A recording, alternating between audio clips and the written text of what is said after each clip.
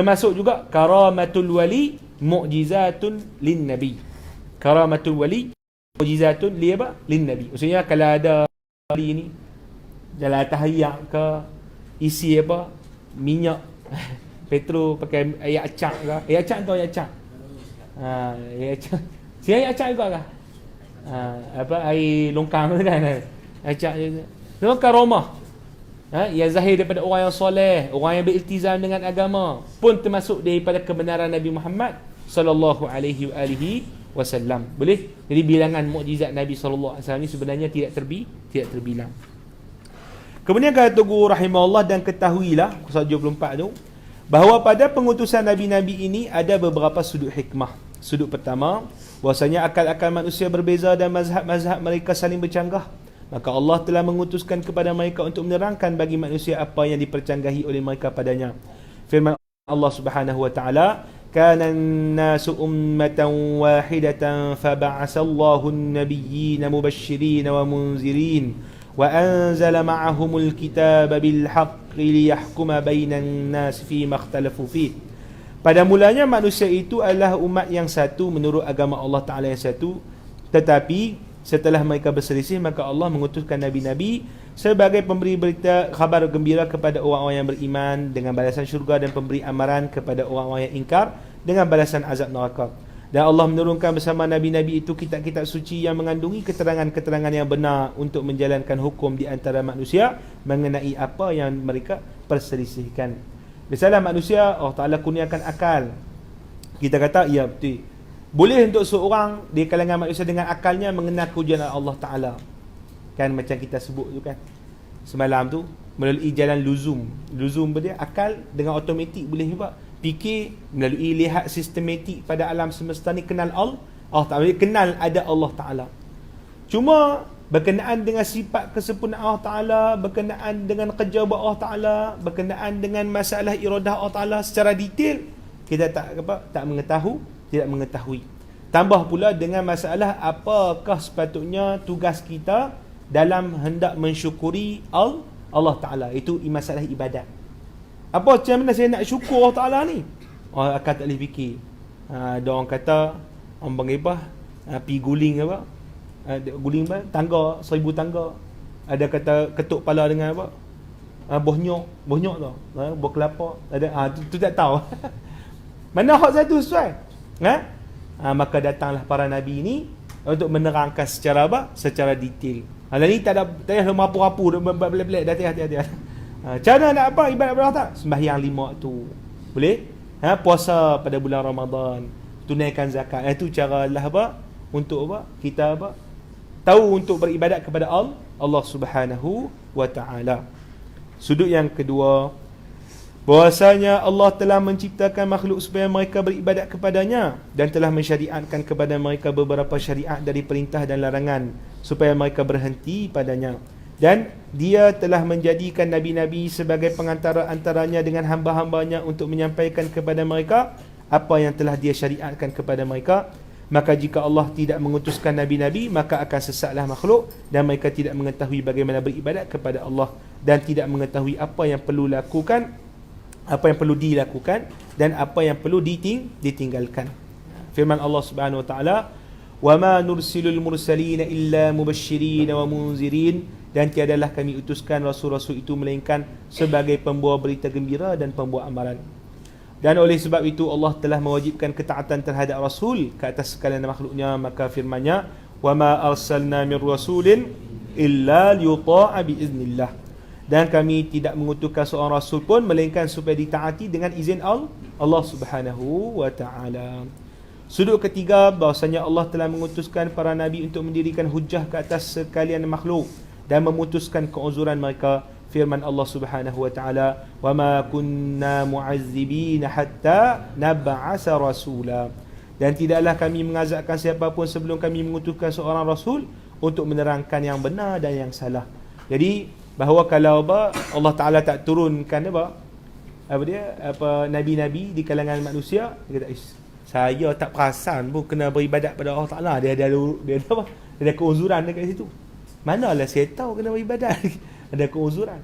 Tapi bila dah terang kita beribadat pada Allah Taala, main dekat akhirat, Oh saya pun tak tahu, balik neraka terus lah, minta maaf lah. Boleh? Tak ada lagi keuzuran selepas daripada diutuskan para nabi. Ini dipanggil dalil berkenaan dengan apa? Selamatnya ahli fatrah, betul tak? Selamatnya ahli apa? Ahli fatrah. Apa siapa itu ahli fatrah? Ahli fatrah adalah golongan yang apa? Tidak sampai seru. Ahli fatrah siapa? Golongan yang tak sampai apa? Tak sampai seru. Kita ahli sunnah wal jamaah sepakat bahawa ahli fatrah mina apa? Najin, orang yang apa? Selamat. Dan termasuk daripada orang yang selamat di kalangan ahli fatrah adalah ibu dan ayah baginda Nabi sallallahu alaihi wasallam. Sayyidina Abdullah dan juga Sayyidatina Aminah selamat. Boleh? Ustaz, ada hadis kan yang menyebutkan bahawa apa? Imrul Qais membawa liwak para penyair ke dalam lubang api neraka. Imrul Qais. Imrul Qais. Imrul Qais kenal? Penyair jahiliah yang masyhur. Memang penyair tak tahu malu lah. Syair lucah semata-mata kan. Dia panggil Malik Dhillil. Gelarannya Malik Dhillil. Dia ni anak raja. Tapi Dhillil. Dhillil apa Dhillil? Dalal tu sesat. Dhillil sirah mubalaghah. Gila punya sesat. Itu Dhillil. Malik apa Dhillil. Tapi antum, kalau antum nak faham bahasa Quran ni, cerita semalam tu tadabbur tu. Tadabbur. Mesti antum mengaji apa? Syair jahiliah wajib. Mesti mengaji syair apa? Jahiliah. Sebab apa? Syair-syair jahiliah ni dia punya bahasa dia akan dapat membantu kita untuk nak menghayati bahasa Al-Quran. Ustaz, dalam tu cerita lucah-lucah. Ada cerita lucah tepi jalan lah, tak tepi lah, tapi bahasa dia tu. Itu disepakati oleh apa? Para guru kami. Itu guru kami dulu anda pun ngaji apa? Syekh kifa nabki min zikra habibin wa manzili bisiqtil liwa baina ad-dakhuli fa hawmali. Cerita awek saya apa? Nak tahu apa? Aku nak faham agama dengan macam ni. Apa? Oh, rupanya dia punya apa? Bahasa tu, style bahasa tu. Bila kita faham penghayatan pada jenis bahasa macam tu, kita boleh faham juga bahawa ketinggian lagi lebih bahasa Al-Quran daripada sastra. Baru pun dia faham kat situ. Sebab tu para ulama mesti antum mesti mengaji yang apa? Syair apa? Jahiliah. Dia buat daurah. Ngaji nahwu dulu lah. Ngaji nahwu, surah, balaghah, semua wajib. Boleh? Baik, boleh dalil. Patah balik tu. Macam mana cerita? Itu Nabi sebut ni masuk neraka ni. Ustaz kata ahli fatrah ni apa? Selamat, tak sampai seru. Imrul Qais mati sebelum 150 kebangkitan Nabi SAW. Maksudnya 150 tahun dia meninggal sebelum kebangkitan Nabi SAW. So dia tak sempat jumpa Nabi lah. Macam mana boleh masuk dalam apa? Masuk dalam apa? Neraka pula. Boleh faham tak? Maksudnya dalam apa? Masuk neraka pula. Kita ahli sunnah wal jamaah, kita jawab apa? Adapun dalil-dalil daripada hadis tersebut dipanggil sebagai dalil ahad. Dalil apa? Ahad. Ahad ni apa? Hadis yang diriwayatkan itu apa? Dipanggil apa? Level ahad, maksudnya dinukilkan seorang oleh dua orang, tiga orang perawi gitu saja. Boleh? Dia tak sampai level mutawatir. Mutawatir ni tak. Apa beza mutawatir dengan ahad? Mutawatir dinukilkan ribuan tu. Kalau ahad dinukilkan seorang, dua orang. Boleh faham? Itu dipanggil ahad. Nanti insya-Allah antum hadir apa ustaz apa nanti main minggu satu lagi ni. Ustaz Adlan ni dia ikut sungguh-sungguh. Ilmu apa? Ulum hadis. Mutawatir dengan apa? Dengan ahad. Mutawatir apa beza dia dari segi apa hukum dia?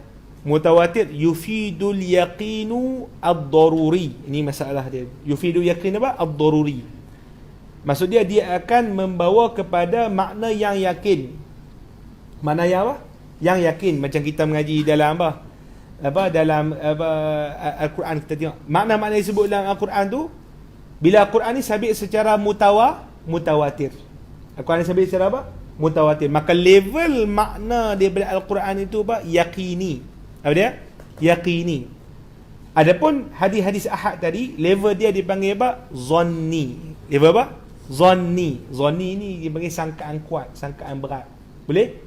Jadi kalau dalam kaedah usul fiqh, jikalau bertembung antara yaqini dan zanni, maka lebih aula untuk kita utamakan yaqini ke zanni lawan macam mana? Yaqini. Boleh? Itu antara masalah tarjih dalam mazhab ahli sunnah wal jamaah. Boleh ya? Baik. Firman Allah SWT, tak boleh syarah, nak kena khatam tadi. Ni nak kena khatam kedua. Sebab nak pergi makan apa, ikan celup tepung. Apa dia? Ni Hafiz lah beritahu apa ikan celup tepung pula. Hei, apa dia? Celup tepung kat mana sini? Gurau-gurau tu. Merapu saat ni. Firman Allah Subhanahu wa taala muka surat 76 tu, rusulan mubasysyirin wa munzirin li alla yakuna lin-nasi 'ala Allahi hujjatun ba'da ar-rusul. Ni tak apa. Lepas tu Ustaz baca ayat Quran tak bawah tu. Ya ma'syaral jinni wal insi alam ya'tikum rusulun minkum yaqussuna 'alaikum ayati wa yunzirunakum liqa'a yaumikum hadha. Samalah makna lebih kurang daripada bahasa yang sebelumnya, iaitu para nabi datang untuk apa? Memberi apa? Amaran, berita-berita bahawa kalian selepas ni tak ada lagi keuzuran berdolak dalih di hari akhirat. Fasal yang kedua, ini yang paling penting dalam bab ini, pada menyabitkan kenabian penutup bagi sekalian nabi. Kitab yang bagi ana lah setakat ni yang paling qawi cerita bab berkenaan dengan nubuwah orang zaman moden ni adalah kitab dikarang oleh apa? Shibli An-Nu'mani dan juga Sulaiman An-Nadawi. Setakat Ustaz baca lah. Antum baca kitab apa? Sulaiman Nadawi tu adalah kitab nama Risalah Muhammadiyah. Risalah apa? Muhammadiyah. Dia satu kecil jilid. Risalah Muhammadiyah karya Sulaiman An-Nadawi. Antum kenal Ustaz Fahmi Zamzam? Kenal? Syekh Fahmi Zamzam Nadawi, dia panggil Nadawi kan? Syekh Fahmi Zamzam Nadawi, guru dia Maulana Habib Hassan An-Nadawi, guru dia Maulana Sulaiman Nadawi. Sulaiman Nadawi qawi jiddan. Power kitab dia. Dia ada kitab tu Risalah Muhammadiyah. Lepas tu dia ada karang satu di kitab Dairatul Ma'arif fi Siratin Nabi SAW, 7 jilid. Tu alhamdulillah Ustaz baca habis dah. Nak kata power tu macam dah. 7 jilid habis. Very memang qawi, memang power. Kita baca tu dari sudut isu kenabian, dia bincang isu kenabian tu. Sabitnya kenabian, bahawa isu kenabian ni mutawatir pada semua umat manusia, bukan umat Islam saja. Isu sabit kenabian, sabit pada umat manusia kesemuanya. Hatta ahli falsafah pun ambil ta'alim, maksudnya pengajaran mereka tu daripada para nabi dan sebagainya. Tu dia disabit melalui apa? Bukti-bukti rekod sejarah, bukan daripada orang Islam saja. Itu yang paling apa Ustaz baca. Dahsyatlah. Ulama India ni tak boleh main dia apa. Memang alim. Kalah orang Arab lah. Buku tu ditulis dalam bahasa Urdu, tapi diterjemah ke dalam bahasa Arab. Ada kitab Melayu orang terjemah bahasa Arab? Tak ada. Kata mana India ni celak. Baik. Kata Tunggu rahimahullah, fasal yang kedua bagi pada menyabitkan kenabian. Ini murah, kitab ni murah, jadi salah kan, tak sampai 500. Ambil telefon kawan kat Mesir. Ini Ikram nak pergi Mesir ni, suruh dia apa, sponsor kitab, sponsor pula lagi hantar kitab sini Risalah Muhammadiyah. Sama dia beli RM15 gitu je, murah. Baik. Shibli Nu'mani pun kitab dia 7 jilid tu pun berapa je, apa RM50 7 jilid. Mesir lah, zaman dulu, zaman muda-muda dulu ni, tak tahulah. Baik.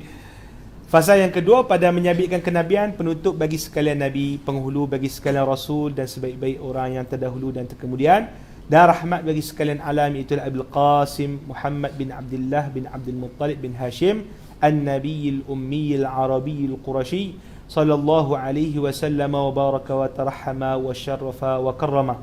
Ketahuilah bahawa Allah telah mengutuskan baginda kepada sekalian manusia dari kalangan Arab dan Ajam, yakni bukan Arab, dan kepada sekalian jin, dan mewajibkan ke atas sekaliannya masuk ke dalam agamanya, itulah agama Islam yang tidak Allah terima selainnya.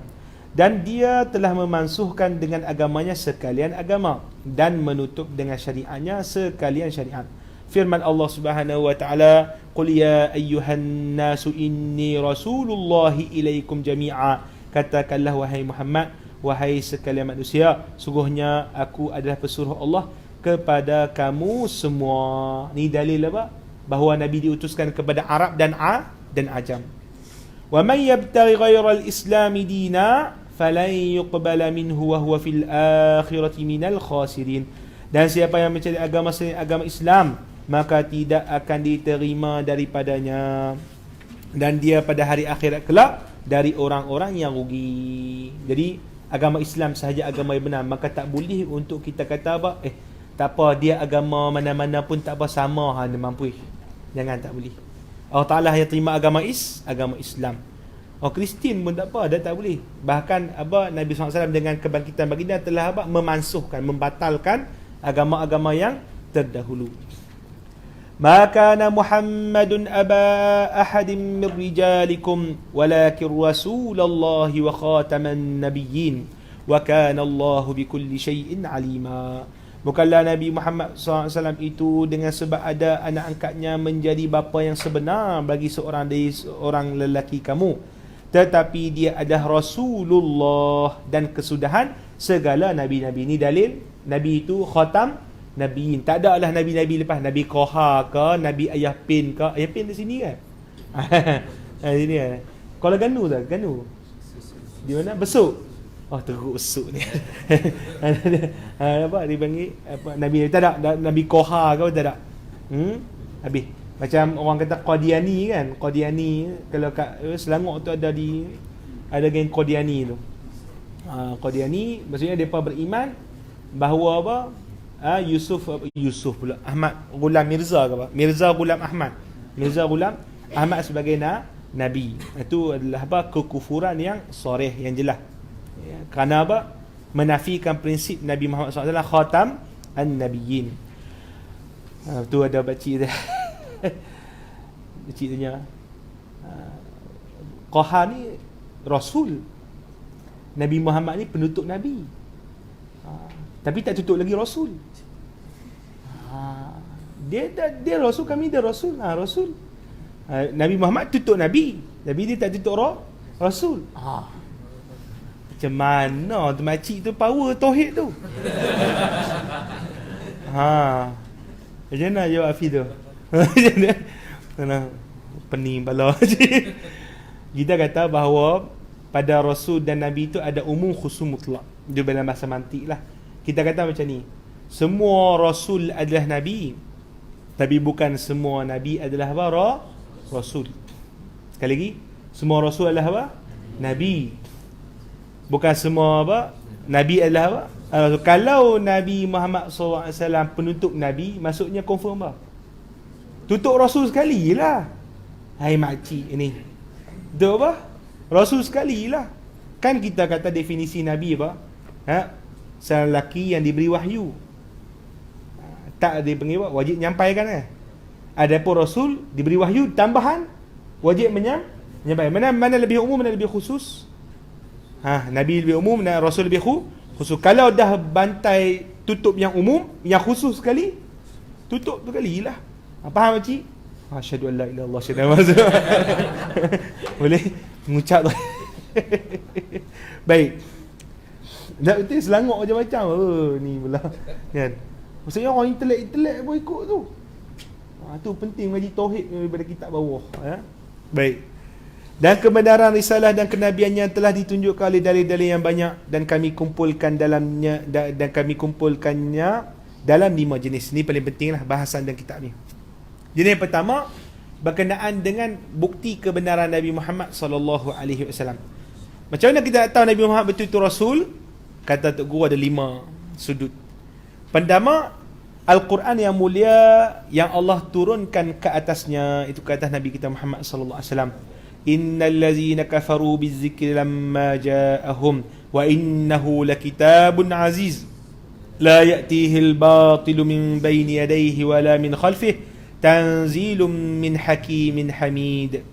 Sedang Al-Quran itu demi sungguhnya sebuah kitab suci yang tiada dapat ditandingi dan yang tidak dapat didatangi sebarang kepalsuan dari mana-mana arah, dan seginya ia diturunkan dari Tuhan yang maha bijaksana lagi maha terpuji. Dan Al-Quran telah menunjukkan kepada kebenaran baginda Nabi SAW pada 10 sudut. 10 sudut tu nanti kita tengok. Kan kita bagi Al-Quran mukjizat, kita dah faham mukjizat macam tu je. Mukjizat, tapi Dr. Guru kata apa? Al-Quran menunjukkan kebenaran Nabi SAW, kita boleh tengok kebenaran itu daripada berapa sudut? 10 sudut. Sudut pertama, kefasihan dan keindahannya, jazalah, yang membezakannya dengan sekalian kata-kata.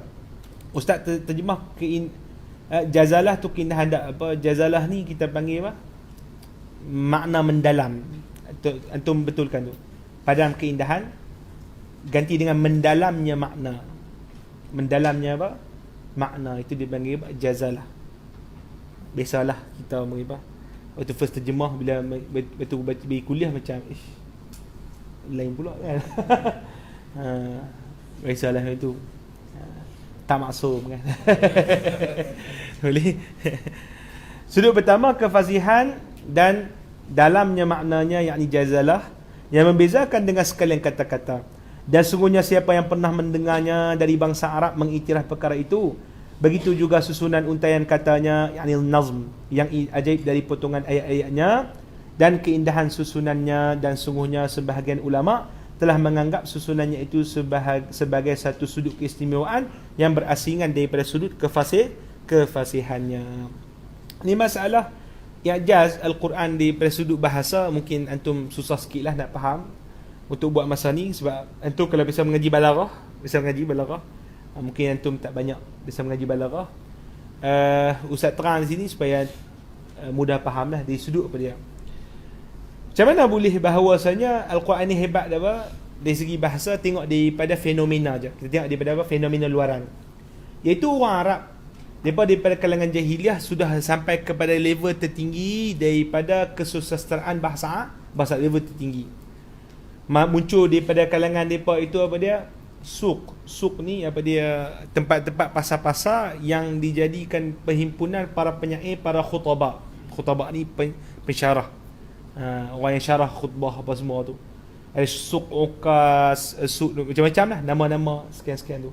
Dan daripada kalangan-kalangan mereka ni masing-masing menzahirkan kehebatan syair mereka, sehingga ada syair-syair mereka yang dipilih dan digantungkan di Kaabah dan ditulis dengan apa? Tinta emas. Itu dipanggil apa? Mu'allaqat as-sab'ah atau mu'allaqat asyarah. Mu'allaqat apa?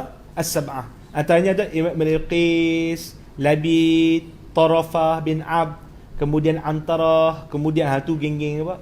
Mu'allaqat as-sab'ah, syair jahiliah yang antum kena wajib mengaji tu. Mengaji. Mesti buat daurah juga sini tu kata. Geng-geng tu. Bila dia baca orang di syair-syair tu, wallah hebat betul ni. Hal ghadara asy-syu'ara min mutaraddimin. Itu dia baca. Wow, kata ini kalam the best dia power kan. Tapi bila turun Al-Quran, sedangkan depa wujud lagi penyair-penyair Labid apa semua tu yang hebat dalam syair, bila dengar ayat Al-Quran depa kata apa? Tak ada, langsung kami rasa ni kalam bashar. Ini bukan kalam bashar. Kan kita sebut kata kalau mutakhassis ni apa dia? Specialist. Macam Fir'aun semalam kan. Mereka dah ada beasiswa, dah ada profesor. Kata, hak ni bukan sihir ni. Kami dah baca ribuan buku ni bukan sihir. Macam tu lah. Geng-geng ahli penyair. Kami dah tulis, dengar macam ribuan syair. Dah buat macam ni. Tapi, tak pernah dengar apa. Semisal kehebatan bahasa Al-Quran ni tadi. Jadi, syahadah, penyaksian golongan spesialis, sudah kita ketahui berkenaan dengan kehebatan bahasa Al-Quran. Boleh faham? Kalau contoh mereka mampu, iaitu kalangan orang Arab mampu untuk mendatangkan semisal Al-Quran, nescaya mereka boleh datangkan. Tapi mereka buat tak? Mereka berpindah kepada wasilah yang terakhir, iaitu apa? Memerangi Nabi SAW. Mereka kata Nabi ni gila, satu. Kedua, mereka apa? Perangi Nabi di peperangan Badar, peperangan Uhud, sampai mereka pun terpaksa berkorbannya isteri, anak ditawan dan sebagainya. Patutnya kalau mereka mampu buat dengan untuk apa? Meniru bahasa dan bahasa Al-Quran, saya apa? Benda tu lagi senang, tak ada apa yang terkorban, tak ada harta yang hilang, tak ada apa. Tapi dah kata mereka tak mampulah, mereka berpindah kepada wasilah apa? Peperangan. Boleh faham? Itu dah jelas menunjukkan apa? Bahawasanya Al-Quran dari segi bahasanya itu mukjizat. Tidak ada seorang pun yang mampu datangkan semisalnya. Kalau orang dulu pun apa? Tak mampu, orang lain ni lagi lah, Mesir dah cakap ami lah. Anta fin. Fin, apa fin tu? Barra, itla barra ya am, itla barra. Apa dia cakap? Bahasa ami, bahasa kampung, bahasa fusah, gilek apa tak ada. Boleh faham? Lemah. Bahasa apa? Bahasa Fusha. Jadi itulah apa hal yang untuk kita ketahui berkenaan dengan apa kehebatan bahasa Arab. Tadi kita baca sudut yang kedua, antum boleh faham lagi bahwasanya Nabi Muhammad SAW telah menyeru sekalian makhluk untuk mendatangkan semisalnya, maka mereka lemah dari yang sedemikian itu dan tidak mendatangkan sesuatu pun, sedang ada sekalian pendorong untuk menirunya, serta ketamakan mereka untuk mendustakan baginda sallallahu alaihi wasallam dan darjat kefasihan Arab pada zamannya. Dan jika mereka mampu untuk itu, nescaya mereka sudah melakukannya dan tidak sekali redha untuk dibunuh dan ditawan anak keturunan dan harta. Maka ini menunjukkan bahawa manusia tidak mampu untuk itu. Firman Allah Subhanahu wa taala, "Wa in kuntum fi raibim mimma nazzalna ala 'abdina fa'tu bi suratin min mislih wad'u syuhada'akum min dunillahi in kuntum shadiqin." Dan kalau kamu ada menaruh syak tentang apa yang kami turunkan, yakni Al-Quran, kepada hamba kami yakni Muhammad sallallahu alaihi wasallam, maka cubalah buat dan datangkanlah satu surah yang sebanding dengan Al-Quran itu. Satu surah yang paling pendek dalam Al-Quran apa? Surah apa? Qul huwallah. Kausar berapa ayat? 3 ayat. Boleh buat tak? Tak boleh buat juga. Gila juga. 3 ayat tak boleh. Boleh? Dia kata lemah selemah-lemahnya golongan Arab untuk apa? Mendatangkan semisal Al-Quran. Dan panggillah orang-orang yang kamu percaya boleh menolong kamu selain dari Allah, jika betul kamu orang-orang yang benar. Dan Allah telah mengkhabarkan bahawa mereka tidak mampu atas sedemikian itu dengan firman-Nya, "Qul la in ijtama'atil insu wal jinnu ala an ya'tu bimithli hadzal qur'ani la ya'tuna bimithlihi walau kana ba'duhum li ba'din zahira." Katakanlah wahai Muhammad, sungguhnya jika sekalian manusia dan jin berhimpun dengan tujuan hendak membuat dan mendatangkan sebanding dengan Al-Quran ini, mereka tidak akan dapat membuat dan mendatangkan dengan sebanding dengannya, walaupun mereka membantu sesama sendiri. Sudut ketiga, apa yang dikhabarkan dengannya, yakni Al-Quran, dari perkhabaran-perkhabaran umat-umat yang terdahulu dan hikayat-hikayat para nabi dan selain mereka dari apa yang tidak boleh diketahui melainkan dengan wahyu dari Allah, seperti firman, "Tilka min anba'il ghaibi nuhiha ilaik ma kunta ta'lamuha anta wala qaumuka min qabli hadha fasbir innal 'aqibata lil muttaqin." Bahawa Allah Ta'ala ceritakan perkara-perkara dahulu yang detail. Contohnya penciptaan Nabi Adam. Mana siapa tahu kisah Nabi Adam tu, sebab apa didatangkan Nabi Adam di sini. Kemudian cerita berkenaan Ashabul Kahfi, Zulqarnain. Nabi SAW bukan tahu membaca, bukan. Ada orang kata, Ustaz, Nabi kan berjumpa dengan Rahib Bahira waktu dia pergi ke Syam dulu, dan lah tu dia mengaji. Tu macam mana nak jawab Hafiz? Dan lah dia mengaji tu. Dengan Rahib Bahira kan orang Kristian kan, dan lah dia talaki ke apa, buat kursus intensif ke apa, dan ke? Kita kata kebodohan dia tu daripada dua sudut. Kebodohan orang yang mendakwa. Pertama apa dia? Nabi SAW pergi waktu Syam, umur apa Syam tu, yang jumpa Rahib Bahira tu? Umur 12 tahun. Umur apa? 12 tahun boleh talaki semua benda ni? 12 tahun boleh? Tak mustahil je, tak mustahil apa. Pandai, tak mustahil. 12 tahun main gasing je. Panjat pokok terian. Pokok terian dia, pokok rambutan. Makan coklat. 12 tahun dulu apa? Boleh tak kerti apa ni? Nak boleh talaki ke semua makna-makna perundangan, makna-makna akhlak, makna-makna yang tinggi. Budak 12 tahun boleh faham itu? Tak boleh. Boleh? Yang kedua, tempoh yang Nabi SAW jumpa pun, kan siapa dia? Abi Talib jumpa Sa'ad, pergi balik. Boleh. So pergi balik kan? Dan mengaji ke? Dan mana balik terus lah. Boleh faham? Mana dan mana dan nak mengaji. Kemudian kata lagi, tengok dalam yang disebutkan berkenaan dengan peristiwa-peristiwa akan datang yang berlaku dalam Al-Quran, seperti apa kemenangan Rom ke atas Parsi dan sebagainya. Macam mana boleh cerita kalau waktu dia talaki semua ketika umur 12 tahun?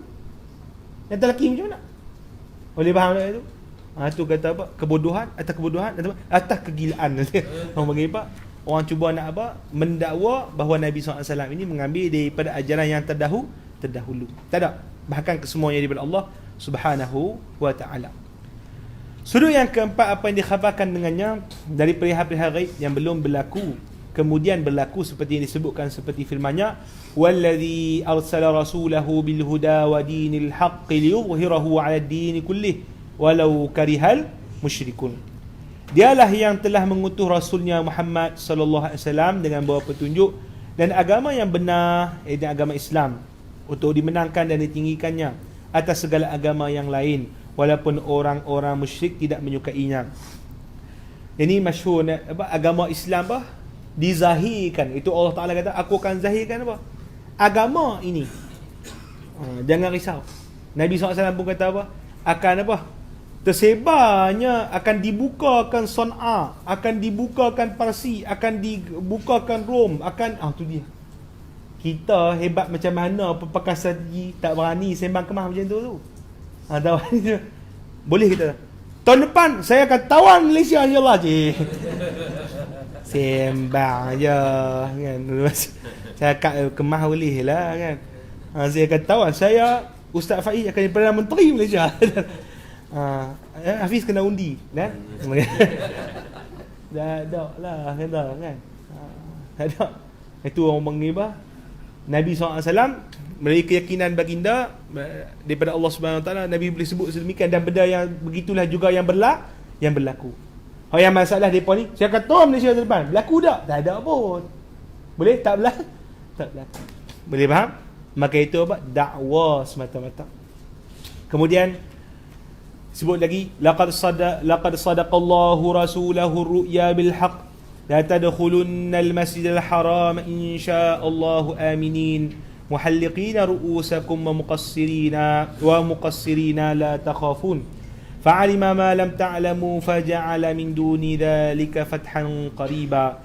Demi sungguhnya Allah tetap menyatakan benar Rasulnya dan perkara mimpi itu dengan kenyataan yang sebenar, iaitu sungguhnya engkau tetap akan masuk Masjidil Haram insya-Allah pada masa yang ditentukan dalam keadaan aman, menyempurnakan ibadat umrah kamu dengan mencukur kepala kamu, dan kalau tidak pun menggunting sedikit pun rambut, serta kamu tidak merasa takut akan perkhidmatan musuh sehingga kamu keluar balik dari situ. Allah menangguhkan berlaku kenyataan itu kerana ia mengetahui adanya faedah dalam penangguhan itu yang kau tidak mengetahuinya, maka ia menyediakan sebelum terlaksana mimpi itu suatu kemenangan yang dekat. Ini masa berlakunya.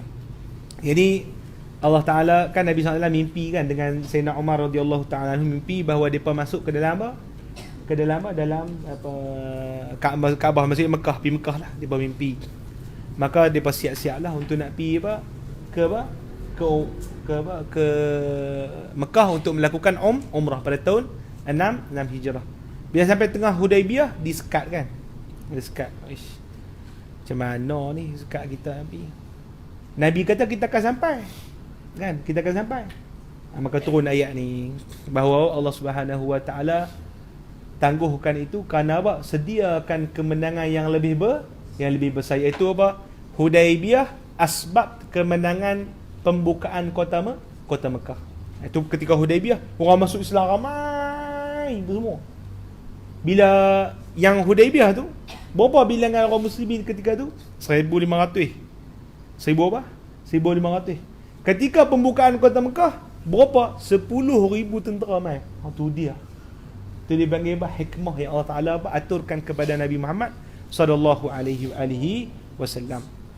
Dan selain itu, dan begitu juga apa yang telah dikhabarkan dengannya dari rahsia-rahsia manusia dan apa yang tersimpan dalam dada mereka, seperti firman-Nya, wa yaquluna fi anfusihim, dan mereka berkata dalam diri mereka. Maksudnya golongan munafik. Allah Ta'ala bongkarkan apa yang terkandung dalam diri mereka, hati mereka sendiri. Siapa boleh nak baca hati orang ni? Itu Allah Subhanahu Wa Ta'ala. Depa kan wa idza laqul ladzina amanu qalu amanna wa idza khalau ila syayatinihim qalu inna ma'akum innama nahnu mustahzi'un kan. Ketika duduk dengan orang beriman, kita geng, kita beriman. Wa iza khalau ila syayatin, tapi ketika bersendirian dengan syaitan bukan setan-setan. Syaitan maksudnya kepala jahat di kalangan munafik ataupun geng Yahudi. inna ma'akum. Kami duduk dengan apa? kami tim apa? Inna ma'akum mustahzi'un. Kami hanya buat gurau je. Daripada ayat Quran ni Allah Taala cerita detail tu. Detail macam mana? Pertama, wa iza apa tadi? Wa iza laqul ladzina amanu qalu amanna. Kalimat laku ni aku detail. Antum kena baca Kasyaf itu. Ustaz kata tu Mu'tazilah ustaz. Tak ada Mu'tazilah lah. Mu'tazilah pun Islam je dah. Tak Mu'tazilah apa memang Mu'tazilah, tapi tafsir Kasyaf ni ulama Abah Khidmat Ahli Sunnah wal Jamaah semua daripada kitab-kitab Kasyaf selepas tu ditakib, maksudnya didatangkan ta'liq, huraian, syarahan dan hasyiah daripada ulama Ahli Sunnah wal Jamaah. Ulama yang masyhur yang ustaz beli kitab dia yang menghasyiahkan tafsir Kasyaf ni, hasyiah Futuhul Ghaib Tibi, Al-Imam At-Tibi, guru pengarang kitab Mishkat Masabih. Guru apa? Pengarang kitab Mishkat apa? Mishkat Masabih. Berapa jilid hasyiah tu? 20 jilid. Ustaz beli 40,000 genih. 40,000, 4,000 genih. 40,000 mahal ingat. Dia rumah 4,000 genih. Itu memang kitab yang terbaik lah. Baik, kita di sini kalimat wa iza laqul ladzina amanu. Kalimat laku. Laku mana? Jumpa sempat sat lah. Sat. Jumpa sat. Amanna dia kata sat. Maksud dia apa? Orang munafikin sikap depa dengan orang mukmin tak boleh jumpa lama. Sempak tu. Amanah kita geng. Habis belah. Tak boleh duduk lama, terbakar. Oh, panas. Wa iza khalau ila syaitin, kalimat khalau ila syaitihim. Khalau ni bersendirian. Bila bersendirian duduk lama, sembang lama. Bila dengan pok apa? Yahudi, pok ni duduk Allah. Sembang lama, perjuangan kita apa semua. Sembang lama. Kita boleh faham tu sebenarnya daripada apa situasi tadi menurut Ibak, pendetilan cara lurah Al-Quran tu nampak. Ada pendetilan lurah apa? Lurah Al-Quran. Jadi kalau antum memang mengaji bahasa Arab, balaghah dan sebagainya, antum akan faham secara apa mendalam hikayat satu-satu yang diceritakan dalam Al-Quran. Boleh? Sama ada secara sharih jelas ataupun secara isyarat. Secara apa? Isyarat. Boleh? Itu yang disebutkan daripada apa? Tafsir-tafsir Al-Quran. Baik. Seterusnya muka surat 83, sudut yang kelima. Baik. Okey, siapa pula yang baca? Oh, letih. Semalam berhenti kat mana? Di sini kan? Okey, baca.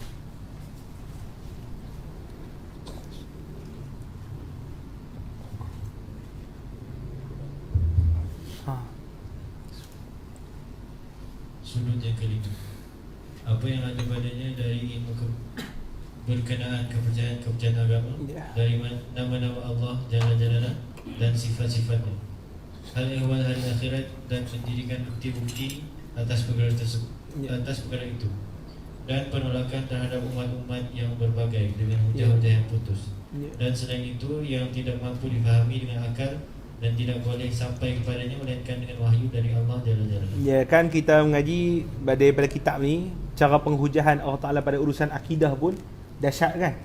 Menggunakan daripada dalil masalah wahdaniyah, dalil wujud Allah Ta'ala, yang mana dalil wujud Allah Ta'ala sekalipun yang Ustaz sebut dalil ghayah kan, dalil nizam tadi tu, benda tu dipanggil apa? Evergreen, sentiasa bersesuaian untuk semua manusia. Dan bahkan dalil ghayah dan nizam itu makin kuat apabila semakin mana maju teknologi.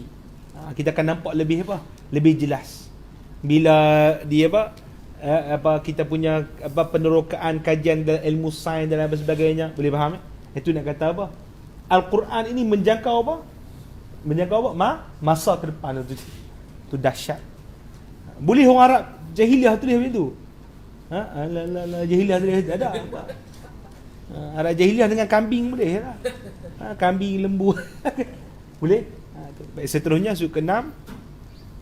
Sudut ke-6, apa yang disyariatkan padanya dari hukum hakam dan diterangkan padanya dari urusan halal dan haram, dan petunjuk dari akhlak-akhlak yang mulia, yang menghimpunkan sekalian kebaikan dunia dan akhirat.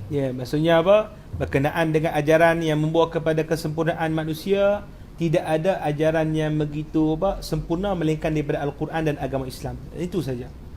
Kalau antum baca, contohnya ada guru masyhur, guru pada guru kami, Syekh Muhammad bin Abdullah Darras. Muhammad bin Abdullah Diras, beliau ni ada karang kitab Dusturul Akhlaq fil Quranil Karim. Dusturul Akhlaq fil Quranil Karim. Dia muqaranah, buat perbandingan antara teori falsafah akhlak dan amali yang ada pada barat dengan teori falsafah akhlak yang ada dalam Al-Quran Al-Karim. Antum akan baca bahawasanya falsafah yang ada pada barat dan sebagainya itu, teorinya kebanyakannya adalah kita panggil merapu dan kita panggil tidak ada asas kemanusiaan yang sebenar. Macam-macam lah teori akhlak ni. Depa ada setengah daripada orang barat, apa nak bina akhlak kita ni? Bina akhlak kita atas apa? Maslahat kenyang perut sendiri. Kenyang perut sendiri, lepas tu terajang orang lain, tak apa. Boleh? Bina apa lagi? Survival of the fittest. Maksudnya apa? Orang yang paling kuat hidup, orang lemah mati. Tak buat kesejahteraan kepada umat manusia. Kita nak cari kesempurnaan bagi manusia sejahtera. Tak ada, tak sempurna kami. Sentiasa berubah. Dia itu dia keadaan apa? Falsafah apa? Falsafah barat. Antum tengok, mula-mula sekali lagi pejuang komunisme. Tak berjaya komunisme, sosialisme. Tak berjaya pula liberalisme. Lain kali etisme, lain kali perjuangan. Dah pening belah. Dia ubah-ubah.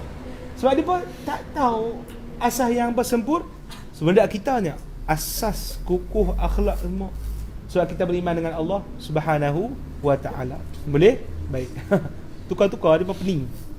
Baik, seterusnya sudut ketujuh. Halnya yang dipelihara dari sebarang penukaran dan penyelewengan berbeza pula halnya dengan sekalian kitab. Firman Allah Subhanahu wa ta'ala, Inna nahnu nazzalna dzikra wa inna lahu lahafizun. Sesungguhnya kamilah yang menurunkan Al-Quran dan kamilah yang memelihara dan menjaganya. Oh, ini jelas lah. Antum baca Quran tu confirm ke Quran ni sama dengan zaman Nabi SAW? Confirm? Confirm ke? Cakap tak confirm bahaya tu. Tak pasti pula Ustaz. Tak pasti. Mampu kita. Boleh?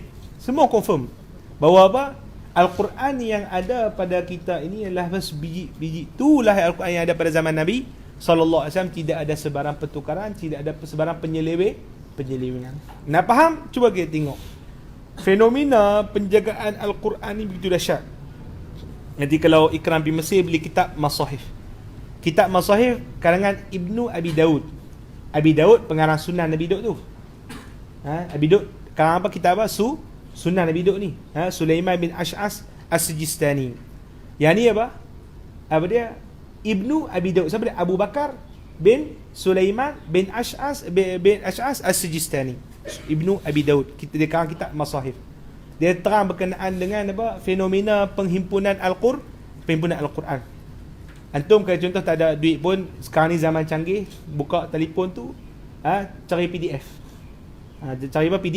PDF lah tu dia tu, PDF. Kitabul Masahif, masyhur. Antum tengok bahawa dalam keadaan penghimpunan mushaf ni, orang Islam ni kira kena bantai macam-macam lah. Tapi masih lagi kekal Al-Quran ni terjaga. Itu satulah benda. Yang kedua adalah antum tengok kita cara ambilan Al-Quran daripada generasi kepada generasi yang lain. Antum bila mengaji Quran, boleh tak antum sebut lebih-lebih kurang? Bismillahirrahmanirrahim. Tu terajang tu kepala tu guru. Kena baca elok sikit. Bismillahirrahmanirrahim. Tak boleh sebut mana boleh? Kan? Alhamdulillah. Kami orang Perlis kan payah sikit nak sebut apa? Kami duduk depa kan, depa. Alhamdulillah. Tampak kepala dia. Caca kemak. Apa cak alham. Makhraj jaga. Tu dia tu. Makhraj jaga. Hak panjang mana dua harakat mana jaga. Kalau kita tajwid pun hak dengung tak dengung, tu dia. Bukan semua tempat dengung. Bukan semua tempat boleh dengung. Kan contoh Ustaz, nun mati bertemu dengan ya, apa hukum dia? Apa? Ifa hakiki ke apa? Ha? Ha? Idgham? Idgham al-ghunnah. Idgham al-ghunnah. Lupa tajwid. Sebab dalam sangat tauhid ni. Jadi dalam lupa tajwid dah. Apa dia idgham? Mana mati itu mengaya kan. Kita baca may ya'mal dia ghunnah ni dia dengung sikit kan kat hidung. Itu antum gigi qiraat lah. Baik. Tapi adakah semua nu mati itu mengaya dengung? Dia tak. Dunia ada dengung, ada dengar dengung. Dunia. Dunia. Ustaz ni nu mati itu mengaya ni. Dengut dunia. Tak pernah lagi dengar dunia tu. Sebab dunia, betul tak? Dunia. Sebab apa ustaz ni hukum patutnya nu mati bertemu ngaya mesti dengung. Tak boleh. Kita kata macam mana ustaz saya baca dunia. Tanya ustaz kita. Saya ustaz baca dunia. Sampai Nabi SAW dunia. Hak macam tu baca mana boleh ubah. Boleh faham? Adapun tajwid yang kita panggil hukum tu dia panggil takrib. Itu nak mendekatkan untuk apa? Memudahkan bacaan Al-Quran. Tapi asal dia adalah apa saja yang diturunkan oleh Jibril kepada Nabi itu bagi kepada para sahabat. Apa sampai kepada kita baca seperti mana apa yang diturunkan kepada apa? Nabi Muhammad SAW. Tak boleh ubah. La ziyadata fiha wala nuqsan. Tak ada tambahan, tak ada kurang. Semua tu jaga tu kan. Tu. Level bacaan makhraj pun tak boleh ubah. Tambah lagi kalimat, tambah lagi ayat. Tu nak kata kehebatan Al-Quran, jagaan dia. Lepas tu orang hafiz Quran ramai. Sini pun ribu-ribu apa malam apa? MTQ ke apa nama? AQQ.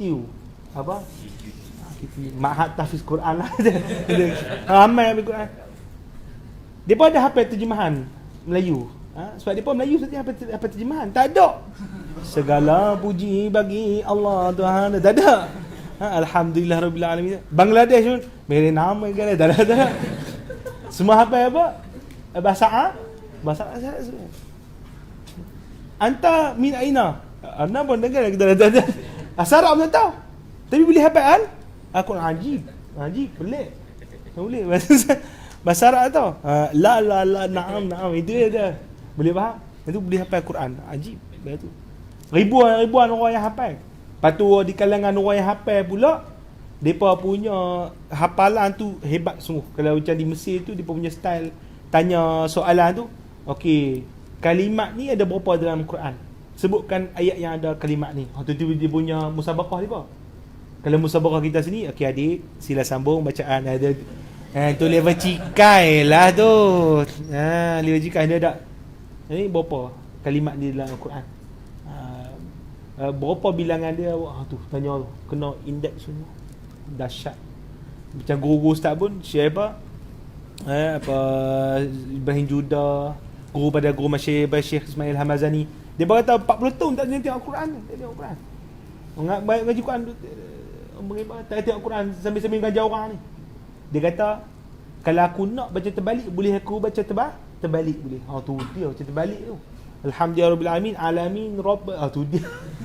Kata ni gila apa ni Syekh ni. Tu kita nak kata bahawa apa?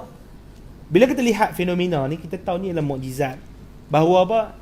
Yang memungkinkan berlaku sedemikian, yang menghasilkan orang yang punya kuat hafazan sekian dalam umat Nabi Muhammad SAW, itu sebenarnya daripada Allah Subhanahu wa ta'ala. Kalau Allah nak, bahawa Allah Ta'ala angkat Al-Quran ni daripada umat. Tapi Allah Ta'ala tak mahu sedemikian. Dan bahawa Allah dah janji kekalkan Al-Quran sentiasa dalam umat baginda sallallahu alaihi wasallam. Boleh faham ya? Baik, seterusnya ke sudut ke-9. Sudut ke-8, Dimudahkan penghafalan dan ini diketahui dari penyaksian musyahadah. Ya. Firman Allah, walaqad yassarna al-Qur'ana liz-zikr fahal min muddakir. Dan demi sesungguhnya kami telah memudahkan Al-Quran untuk menjadi peringatan dan pengajaran. Maka adakah sesiapa yang mahu mengambil peringatan dan pelajaran daripadanya? Ya. Sudut 9 adalah ia tidak menjemukan pembacaannya maupun pendengarnya walaupun banyak kali diulang-ulang. Baca banyak kali tak jemu je tak? Jemu. tak ada jemu. Boleh? Ada setengah orang baca ulang banyak kali, khatam 7 kali sehari pun ada. Itu disebutkan dalam Tibyan fi adab hamalatil Quran. Lagi seterusnya, Sudut ke-10, apa yang ada padanya dari penawar ruqyah dan doa-doa dari bagi menyembuhkan penyakit dan kerosakan, seperti yang telah disebutkan di dalam hadis berkenaan. Kesembuhan orang yang disengat dengan bacaan Al-Fatihah. Dan seperti yang disebutkan bahawasanya bacaan akhir surah Al-Hasy adalah penawar bagi segala penyakit selain mati. Betul. Okey, baik, seterusnya. Jenis kedua, apa yang terzahir di sisi baginda sallallahu alaihi wasallam, mukjizat yang agung dan bukti-bukti yang nyata dan ia amat banyak. Dan sesungguhnya telah berkata sebahagian ulama, sesungguhnya ia telah mencapai 1000 jenis mukjizat. Dan kata sebahagian ulama, tidak Allah berikan suatu mukjizat kepada seorang nabi dari kalangan nabi-nabi, melainkan Allah telah berikan kepada Nabi Muhammad sallallahu alaihi wasallam pada jenisnya apa yang lebih baik darinya atau seumpamanya. Ya, ini betul. Baik. Tapi ada orang tanya, Ustaz, Nabi Isa alaihissalam Allah Taala berikan kepada baginda menghidupkan orang hidupkan orang mati teh. Ada Nabi SAW menghidupkan orang mati? Ada. Tak ada ni. Macam mana ulama cakap macam ni? Hebat betul. Cik. Jangan relax-relax lu.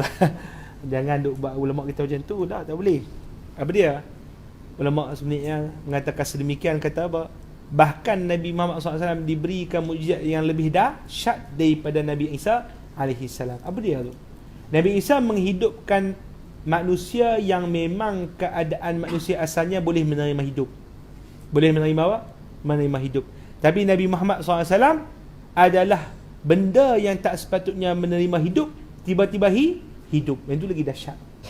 Apa dia? Batang tamar menangis, batu bagi salam, batu menangis bertasbih dalam tangan Nabi SAW. Tu dia. Patutnya batu boleh hidup tak? Tak hidup. Tiba-tiba boleh apa? Tu lagi kita panggil apa? Orang Tara panggil habis meta. Kenaan dengan kehebatan Nabi kita Muhammad sallallahu alaihi wasallam. Habis meta habis. Tak lepi lah. Tak ada hal lebih hebat daripada itu. Boleh? Baik, lagi seterusnya. Dan darinya terbelahnya bulan, terpancar air dari celah jari jemari baginda sallallahu alaihi wasallam, mengenyangkan kumpulan yang ramai dengan makanan yang sedikit. Baginda SAW telah mengkhabarkan tentang banyak perkara gaib. Maka ia berlaku seperti apa yang dikhabarkan. Batu bertasbih di tangan baginda. Batu memberi salam kepada baginda. Pohon datang menghadap baginda dan menyatakan syahadahnya bagi kenabian baginda. Rusa berkata-kata kepadanya dan biawak Bob, keduanya menyaksikan kenabian baginda. Kan masyhur kan, ada orang Arabi, orang Arab Badawi kata apa? Aku takkan beriman dengan hang wahai Muhammad selagi mana bewak ni tak beriman. Batu Nabi dia, aku ni siapa wahai Bob? Asyhadu annaka Rasulullah. Bewak Bob cakap tok. Ya Arab Badawi gila ni. Terkejut. Tapi masalah dia pun tak beriman. Arab Badawi tu payah minta macam-macam, tapi tambah beriman. Pelik kan? Boleh? Baik, lagi. Keldai dan unta bercakap-cakap dengan baginda. Kenabian baginda telah disaksikan oleh serigala. Batang kurma menangis seperti bayi kerana berpisah dengan baginda. Bayi menyaksikan kenabian baginda, mengembalikan mata Qatadah yang sesungguhnya telah terkeluar hingga ke pipi. Maka jadilah mata itu lebih elok. Kan lepas perangan Badar, Qatadah keluar, terbonjol keluar. Lepas tu Nabi tarik tolak masuk, terus apa? Mata tu elok. Bila dah tu, mata hak yang Nabi tolak lagi cerah. Hak yang ni dah rabun, nampak. Barakah Nabi SAW. Lepas tu para ulama kata apa? Ini lagi ajaib daripada mukjizat apa? Menyembuhkan buta di sisi Nabi Isa alaihissalam. Kerana pada mata Qatadah tu pertama apa dia? Menghasilkan semua apa mata yang tak ada tadi. Menyembuhkan dengan serta-merta. Yang ketiga apa? Memberi penglihatan semula. Nabi Isa hanya beri penglihatan semula mata saja ketika mata dah ada. Itu Nabi Isa. Maksudnya Nabi kita Muhammad SAW lebih apa? Lebih hebat daripada sudut mukjizat. Boleh? Lagi? Allah telah menghidupkan baginya yang mati dan si mati menyaksikan kenabian baginda. Dan Allah Yang ni siapa? Iaitu ibu ayah Nabi SAW.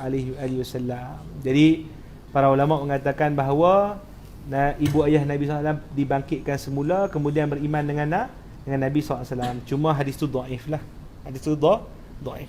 Tapi orang mengimbang dalil yang kuat bahawa ibu ayah Nabi termasuk daripada ahli fatrah. Balik lagi. Dan Allah telah memakbulkan doanya pada banyak perkara, seperti mengembalikan matahari selepas ia tenggelam, dan menurunkan hujan dan mencerahkan langit serta yang lain. Dan ketahuilah bahawasanya mukjizat baginda itu terbahagi kepada dua. Antaranya apa yang kita ketahui secara pasti, seperti bulan terbelah dua. Kerana Al-Quran telah menaskan bahawa ia berlaku. Dan tidak boleh untuk kita palingkan dari zahir ayat melainkan dengan dalil. Dan itu telah disebutkan dalam perkhabaran yang sahih dengan jalan periwayatan yang banyak. Dan begitu juga kisah berpancar air dari jari jemari baginda. Memperbanyakkan makanan telah dikhabarkan oleh orang-orang yang dipercayai. Dan bilangan yang banyak dari sebilangan besar para sahabat, dan ia berlaku dalam majlis agung lagi perhimpunan yang ramai. Antaranya apa yang kita yakini dengan kesahihan jenisnya, kerana ia telah berlaku secara banyak meskipun kita tidak yakin secara pasti berkenaan kesahihan hadis tersebut. Seperti perkhabaran berkenaan perkara gaib dan makbulnya doa. Maka sesungguhnya itu telah banyak berlaku dari baginda sehingga terhasillah secara kolektif ia adalah suatu yang diyakini. Walaupun setiap satu darinya tidak sampai ke derajat itu, maka jika dikumpulkan kepada hadis semisalnya, maka sepakatlah makna dan terkumpullah bahawa sekian mukjizat telah berlaku. Ni kalau antum bisa mengaji dalam ilmu hadis, dibagi mutawatir lafzi, satu lagi mutawatir maknawi. Mutawatir apa? Lafzi. Satu lagi mutawatir apa? Maknawi. Apa maksud dia? Iaitu sebahagian daripada mukjizat Nabi SAW dinukilkan, maksudnya ada yang perkara-perkara satu peristiwa yang berlaku dinukilkan apa? Secara mutawatir lafzi. Maksudnya apa? Isu satu-satu tu memang dinukilkan oleh apa? Orang yang ramai. Contoh apa? Mukjizat insyiqaqil qamar. Apa insyiqaqil qamar? Terbelah bulan. Maka itu satu peristiwa yang dinukilkan dalam Al-Quran sendiri, dan bahawasanya ia secara lafaz tadi adalah lafaz mutawatir. Boleh? Yang kedua adalah mutawatir maknawi. Mutawatir maknawi adalah mutawatir maknawi secara satu-satu hadis depa tak dinukilkan dengan bilangan yang begitu ramai. Tetapi bila dilihat persamaan pada setiap hadis-hadis tadi itu, contoh apa dia? Berkenaan dengan perkhabaran ghaib. Contoh Nabi SAW cerita berkenaan dengan Sayyidina Hasan ini penghulu, tidak? Hazabni sayyidun yasluhullahu bihi ataupun aslahallahu bihi baina fi'atain al-azimatain al-muslimin. Nabi sebut Sayyidina Hasan ni penghulu, bahawa dia akan mendamaikan puak-puak yang bergaduh yang besar di kalangan orang Islam. Ni perkara ghaib. Suruhnya engkau wahai Osman bersabarlah akan hadapi benda-benda bala yang dahsyat tu. Lepas tu kematian Husain di Karbala, kemudian benda-benda yang ke depan. Antaranya lagi apa dia? Bahawa aku selepas 1 tahun ni tak ada siapa dah orang yang di depan aku ni akan hidup. Maksudnya lepas 100 tahun tak ada di kalangan para sahabat Nabi SAW hidup. Itu Nabi SAW sebut. Itu semua perkara-perkara apa? Baik. Hadis-hadis tadi, kalau kita lihat, ada yang kalau disebut ada yang sahih, ada yang dhaif, ada yang hasan, ada yang sebab diriwayatkan berdasarkan perawi-perawi yang 2, 3, 4, 5 sebagainya. Tapi bila kita tengok pada kesemua hadis ni, secara maknanya mereka dikategorikan sebagai Nabi ini telah mengkhabarkan benda yang ghaib. Benda yang Benda yang ghaib. Secara maknanya. Maka sabitlah bahawa secara umum makna antara mukjizat Nabi itu adalah mengkhabarkan perkara ghaib. Secara yang diyakini, secara diambil daripada mafhum, bukan daripada lafaz secara direct. Boleh faham? Itu makna mutawatir maknawi. Tawatir apa? Maknawi. Dia kena main lah kelas apa? Ustaz apa? Adlan tu. Penting. Supaya semua mengucap balik 2 kalimah syahadah boleh. Baik. Seterusnya jenis yang ketiga, pembuktian dengan apa yang telah dikurniakan oleh Allah Subhanahu Wa Taala kepada baginda sallallahu alaihi wasallam, kemuliaan yang agung, al-fadail, dan pekerti yang mulia, syama'il, dan apa yang telah dia kumpulkan bagi baginda dari sirah yang indah, dan manaqib yang agung yang tidak pernah Allah kumpulkannya melainkan pada hamba yang paling dicintai dan mulia di sisinya. Di antaranya kemuliaan nasab, keindahan rupa paras, kecerdasan akal, ketetapan fahaman, kefasihan lisan, kekuatan panca indera, keluasan ilmu, banyak beribadah, baik budi, pekerti, tidak cepat marah, penyabar, bersyukur, zuhud, adil, amanah, jujur, tawadu, pemaaf, tidak terjerumus kepada perkara keji, ifat, pemurah, berani, pemalu, bermaruah, berhati-hati, tenang, setia, mudah memutahkan janji, menyambung silaturahim, penyayang, baik pergaulan, hebat mentadbir dan selain itu. Maka sesungguhnya adalah baginda sallallahu alaihi wasallam pengumpul bagi sekalian sifat-sifat kesempurnaan, dan merangkumi pelbagai sifat-sifat keagungan, dan mencapai pada sekalian itu darjat tertinggi dan had terakhir, dan telah dinukilkan oleh ahli sejarah tanpa sebarang khilaf di antara mereka berkenaan perkara tersebut. Dan barang siapa menelaah kisah-kisah dan sirah hidup baginda sallallahu alaihi wasallam, maka ia akan mengetahui perkara itu. Cukuplah bagimu dengan firman Allah, wa innaka la'ala khuluqin azim, dan bahawa sesungguhnya engkau mempunyai akhlak yang amat mulia. Dan lihatlah hadis Abu Sufyan bersama-sama Heraklius, Maharaja Rum, dan soalannya berkenaan hal ehwal baginda, akhlak dan nasab baginda sallallahu alaihi wasallam. Maka tatkala dikhabarkan dengan sedemikian itu, maka dia telah membenarkan kenabian baginda. Dan hadis itu adalah hadis sahih yang telah dikeluarkan oleh Bukhari dan selain. Atau bisa dengar kan hadis ni kan, Heraklius ni, iaitu ketika bahawa Abi Sufyan radhiyallahu taala anhu pergi berniaga di Syam.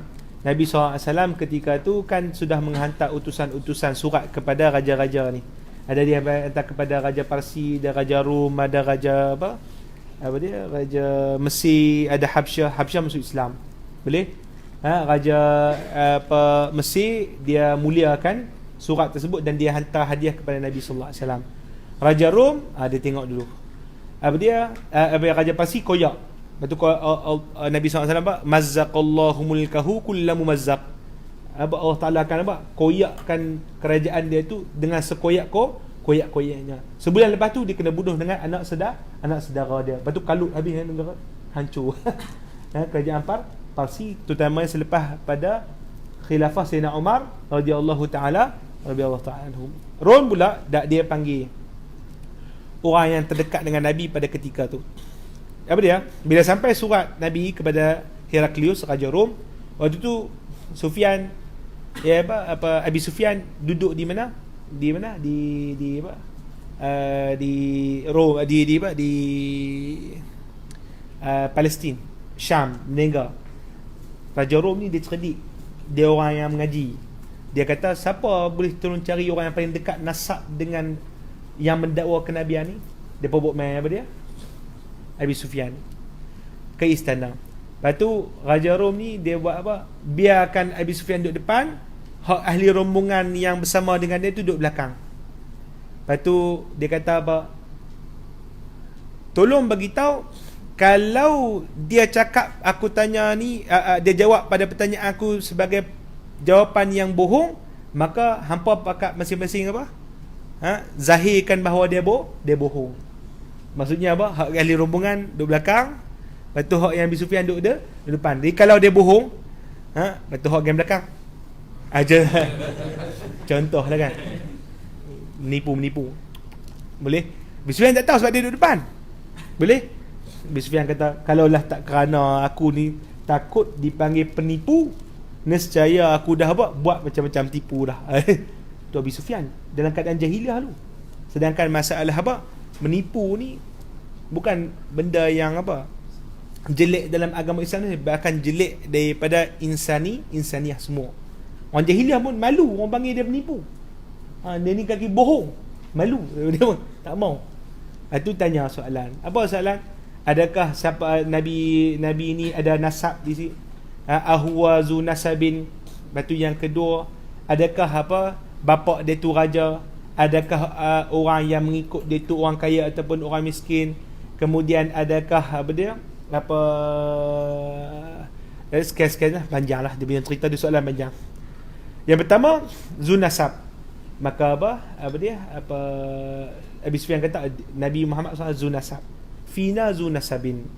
Kemudian adakah bapa dia tu raja sebelum? Tak. Dia kata bukan raja. Lepas tu Raja Rum kata pertama, aku tanya kepada kamu, adakah dia itu zunasab? Maka dia kamu jawab bahawa dia itu ada memiliki nasab yang yang baik.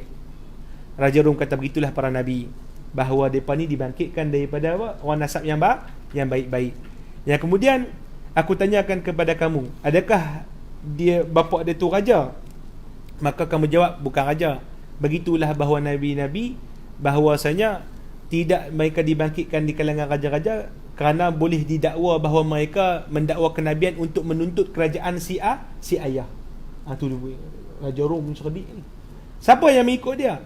Adakah orang yang kaya atau orang miskin? Bahkan orang miskin. Begitulah para nabi sebut.